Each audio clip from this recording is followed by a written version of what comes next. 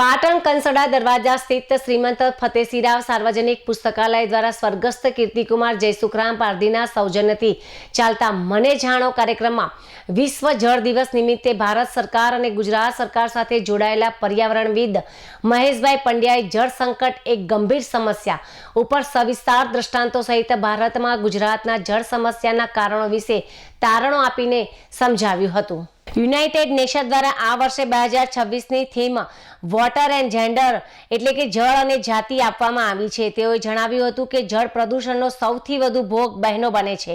તેઓએ ઉદ્યોગમાં કેમિકલ્સ દ્વારા નદી અને દરિયામાં વધતા જતા પ્રદૂષણ તથા ખારાશ ખેતરોમાં કેમિકલના કારણે ફેલાતું પ્રદૂષણ સોસાયટીઓમાં અને શહેરમાં ભરાઈ રહેતા પાણી અને તેમાં થતું પ્રદૂષણ વગેરે વિષય પર સદ્રષ્ટાંત ચર્ચા વિચારણા અને સંવાદ પાટણના શુગ્ન શ્રોતાઓ સાથે કર્યો હતો।